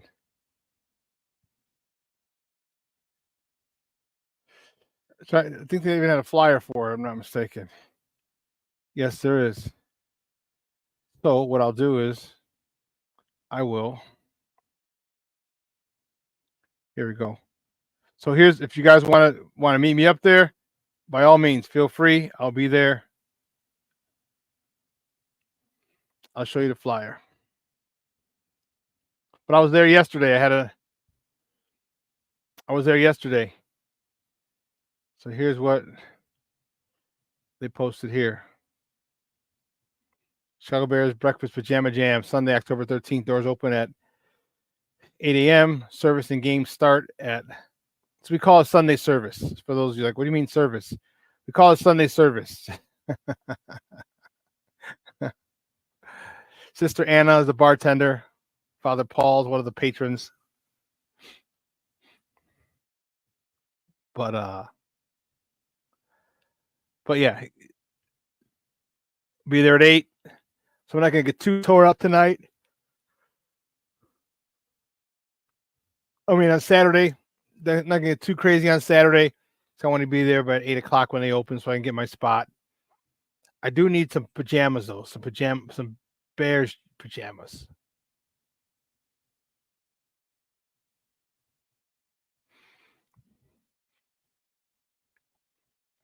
You know, yesterday they did some interviews. What's really cool is one of my former players has press credentials, which I think is really awesome. I feel I'm so happy, so proud for him. So Joe Lewis is the young man's name, coached him at Curie, and he was one of our offensive linemen. Him and his brother do a podcast as well. He's over there. I was happy for him. But they were interviewing Kyler Gordon. Excuse me, I said Tyler. Kyler Gordon, and also they interviewed Ed McCaskey and Kevin Warren. Michael McCaskey, sorry. I think Ed was his dad. Michael McCaskey and Warren both talked to the media. And one of the things they talked about, Kevin Warren brought it up again, and Michael McCaskey doubled down on it. Talked about, they said their main focus is the lakefront for their stadium. That's what they're saying.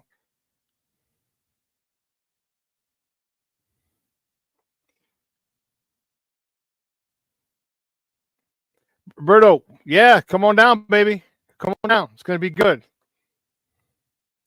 But the shorty output is my buddy Sports Bar. They have the best wings in the city. Multiple awards to confirm that statement. 1758 West Grand Avenue, Grand and Wood in Chicago, right down the street from the United Center. Sunday they open it. I just showed you that one. I think it's got the address on there too. Yeah. No, yeah. Sunday, doors open at 8. At the bottom is the 1758 West Grand. So I'll be there around 8 o'clock when they open. Like I said, get my seat. I don't know if I'll have one of my seats. I have one Bears jersey. One that's customized that says Sierra on the back. So if I have that, you'll see it. Otherwise, I'll probably be at the end of the bar with all the loud fucks. All the people, all the regulars. Probably eat my steak and eggs. That's for damn sure. That's for damn sure. 8 o'clock, 8:30 in the morning. Yes. But I was talking. So they're talking about the lakefront. They're talking about they still want the lakefront property. All right, Michael McCaskey talked about yesterday in his presser. There's 3 more sessions of local government, 3 more sessions that they can get the okay from. They got to get it within one of these 3, otherwise it's not happening.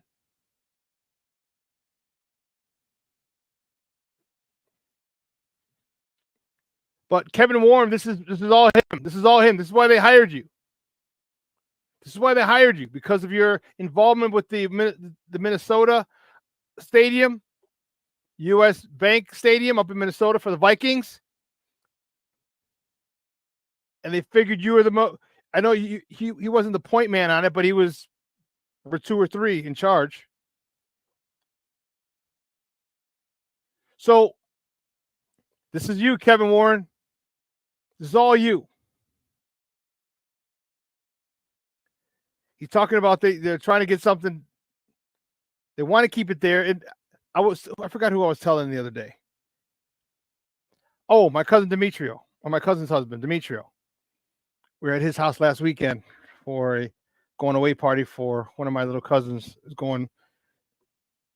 He's getting deployed. A non-military assignment. So we're there, and I'm talking. I'm like, I don't see it happening, but I still would love. I wish they could pull the rabbit out of a hat or pull something crazy out of their ass and keep this team on the lakefront. Just keep it on the lakefront. I just think it would add to the city, and I know all the pitfalls. I know the parking sucks. Access to it sucks. All right, what about tailgating? I don't think they care about tailgating. That would take a hit. You have to go to 31st Street lot, a lot across the street. 31st Street lot and the McCormick lot. Especially if the renderings that we saw before are the ones they end up using or going with. Remember, it's all grass. They keep the columns up, for the Soldier Field now, but all that gets hollowed out, and that's a park and grass. So that would be interesting if that's how that, because then that could be parking, but again, friends of the park or a son of a gun. But they're also talking about the Bears are willing to put in $2 billion of their own, but they still need $2.7 billion to finish the project. Politicians aren't going to be ready to pass off on, we'll get you $2.7 billion.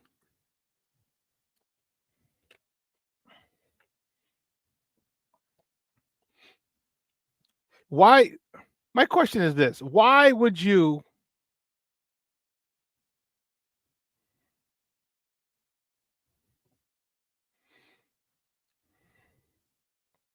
not go get private funding? Why not? You can see, here's why. You can pay, one, you can take a loan out, 2, to get private funding. Who did I say? Michael? George McCaskey. One of the McCaskies. The one who's in the parking lot all the time. George.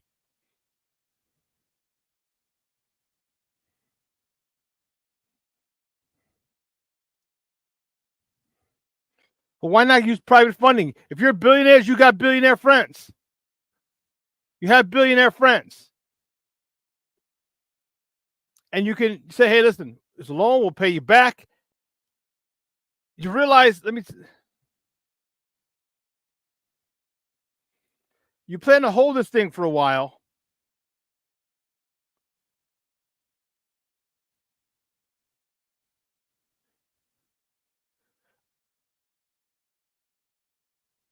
Yes.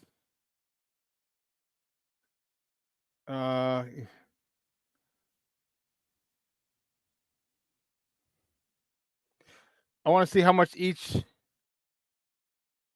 Yeah. So NFL teams received $13 billion, or just over $400 million a piece. You can't pay back a loan with that? You can't pay back a loan with that? And obviously, you're not going to pay all of it up front. No. You're going to amortize it over 20, 30 years. 10 years if you want to get crazy with it.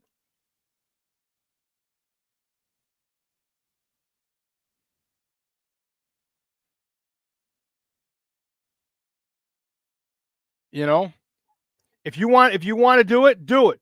Hey, you see Reinsdorf and the Wurtzes are trying to put the 1901 project together with all private money, $7 billion. No, $5 billion. Excuse me. About the same thing as the Bears situation. Get private funding. You don't give them a part of the team. You're going to loan them the money. Use it as a loan. You can pay them back with all the profits. You get $400 million a year. $400 million a year. It only goes up every year. I hate to break that to you. It's going up.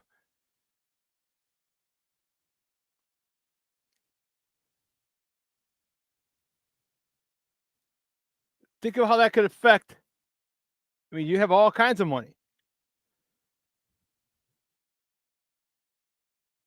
Cornelia says, I would love for the stadium to stay in Chicago, but with all the obstacles, I don't think it's going to happen. I don't think so either, but I would love it. I'm telling you, I would love it.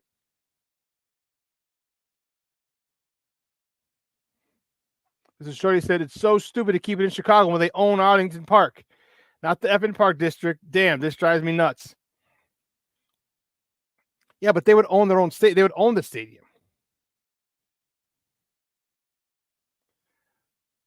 No, I think the city would still have something.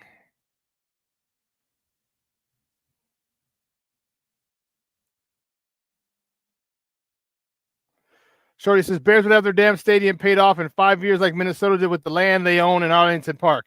But no, let's rob the Chicagoans of their money again.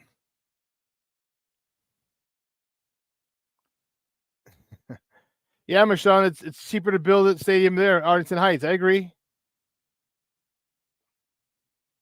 Well, I don't know about agree, but I mean, I still think Arlington Heights is where they're going to end up being. But I'm just saying, I would love for them to keep it here in the city. I just would. Come down to Chicago because I'm thinking about the benefits. Like I'm not going to Arlington Heights for a concert. I would barely want to go there for the Bears game. But downtown Chicago.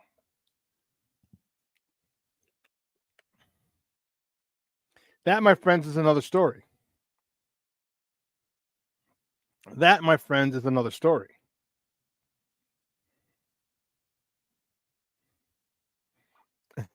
You're an idiot. My guy Junior says they should move to Dalton with the super mayor.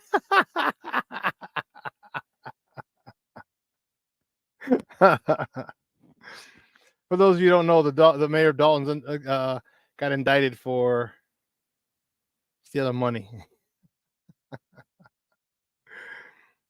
The Chicago lakefront is iconic. I get it. I know. And that's part of me. Part of me wants to say that. Trust me, I get it. The best business decision is to go to Arlington Heights. You don't have to tell me that. I'm not naive to that fact. You got the land. You build however you want, whatever you want. You build a little park. Chicago Bears Funland. It's not a stupid investment. No, it's not.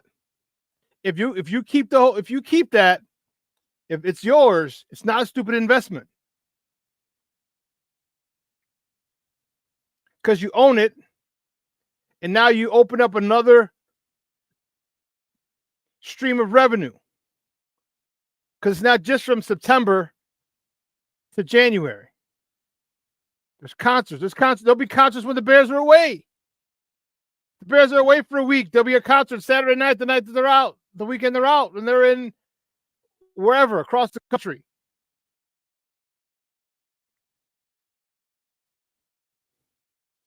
So the Park District will have no hands in the pot. No, I don't know. I don't know if they will or not.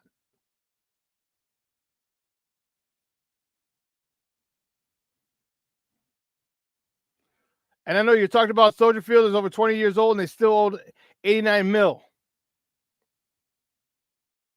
Yeah, I get it. I get it from a financial point. I get it. I understand it.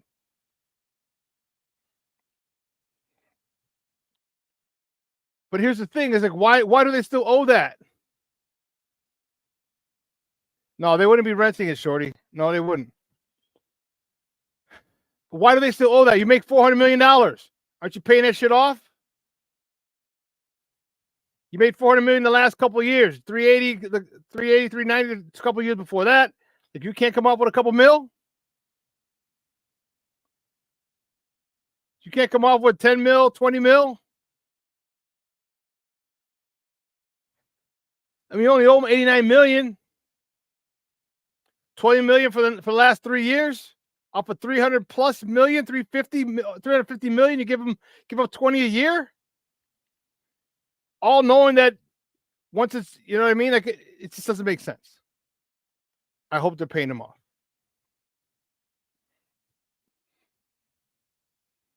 So I don't know. So not only did Kevin Warren say it, but then again, George doubled down on it. So again, is this just jockeying for position? It might be. But hell, the Sky got their shovels in the dirt yesterday, a lot sooner than the Bears stuff.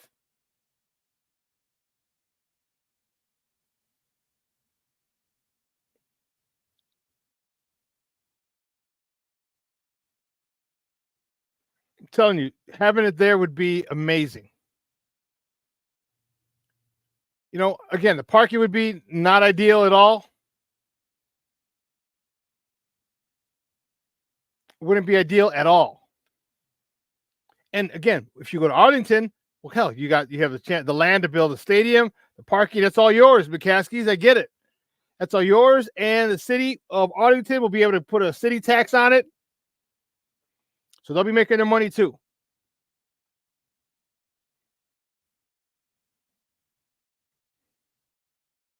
Just don't feel like trekking out to Arlington Heights.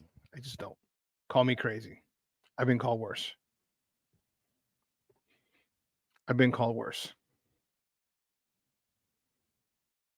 So I don't know. As the Bears turn, soap opera on the lake. As the Bears turn, as the Bears develop their quarterback.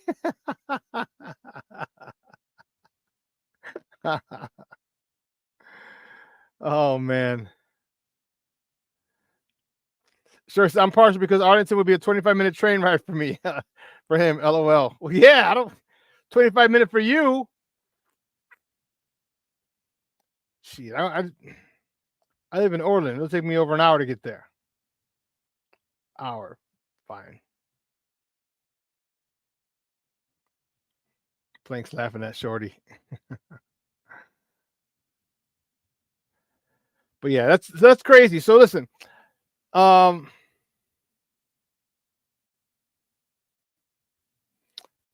here's what I'm thinking.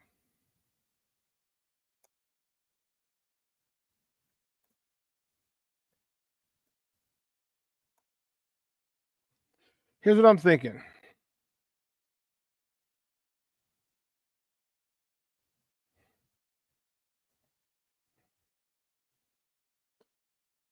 Let's see, what does it say here? Injury update week 6. This came off the wire. ChicagoBears.com. 3 players are out. Tyreek Stevenson, doubtful. Injury update is according to Larry Mayer. Quan Brisker is out. Cornerback Tyreek Stevenson is listed as doubtful after being unable to practice Friday with a calf injury he sustained in Thursday's workout. It's just planned point and drive, said Coach Matty Eberflus. He felt something in his calf. We took him out of practice. Rehabbing it the last so many hours since it happened. We'll see where it goes. Elijah Hicks is expected to replace Brisker. Okay. Eric Washington said that he has a quote, a tremendous level of confidence, unquote, in Hicks. Adding, he's number one, he's familiar with what we're doing. He's an active learner, which means when he's backing up Brisker, he's preparing himself as if he was going to start. Okay. If Stevenson is unable to play, he would likely be replaced by Jalen Jones. Okay, so there we go. Left guard Tevinjenkins is questionable for Sunday's game with an ankle injury he sustained last week. He returned to practice on a limited basis Friday after sitting out Thursday. Tevin did a nice job, Eberflus said. Today was limited, but he looked good, and so we're hopeful there. We'll see where it goes for Sunday.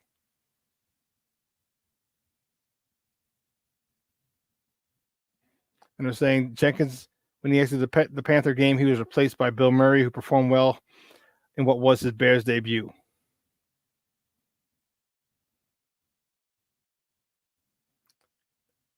Brisker, Zach Pickens groin and cornerback Terrell Smith. No, he's out. Did not even travel to London. Have been ruled out of the Sunday's game. So that's your injury report. Damn. Okay. Gotta make shit happen. Brisker's out, Luis.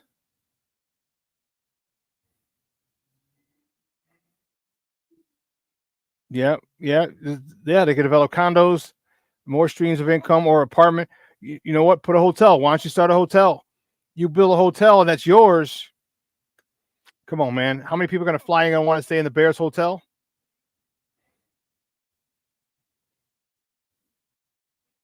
Dude, are you kidding me? This is what I had. That's crazy. Shawn, you got 30-17. I got 38-17. I think the Bears put up a little more this week. Yeah, Mr. Shorty, Chicago Bears hotel would be iconic. Yes. Well, listen, guys, 2 hours has come and gone. I want to thank my guests, Fred Pfeiffer for the Big Red Bus, talking Bulls basketball, and I want to thank you guys in the chat. You guys are keeping it live. Shorty, 34-14, Mr. Shorty. Ant Mouse, 24-21. You think it's that close, huh? Okay. Guys, it's going to be a nice day. So any of you guys want to meet me up at Output? Hey, meet me up there. I'll be there 8 o'clock on Sunday in my pajamas. I got pajama bottoms. I got to need a top. Maybe I'll just go on a wife beater. Who knows? But anyway, guys, if you want to meet me up there, I'll see you up there. I'll be at the end of the bar with those knuckleheads that probably acting loud, acting crazy. All right. So for everyone here, Sports Zone Chicago, all right, Elliot Baez, Clarence Council, my girl Maya. I'm your boy, the Superback, Shawn Sierra. Have a great weekend. Enjoy the beautiful weather. All right. Get someplace. Hopefully, spend with your loved ones watching the game. Either spend the night there or head over there in the morning, make some breakfast at the house while you watch the game, or hit an establishment. All right. Hit an establishment. All right. But for everyone here at Sports Zone Chicago, guys, have a great day, great weekend. Bear the freak down. Your boy, this will be repeated tonight at 6 o'clock. And don't forget at 12:15, Sid and Lakina with Second City Sports. They're going to take you on another 2-hour tour of some more Chicago sports talk. All right. Guys, have a phenomenal weekend. I'm looking forward to it myself. But it's time for me to go pick up the warden. I'm out.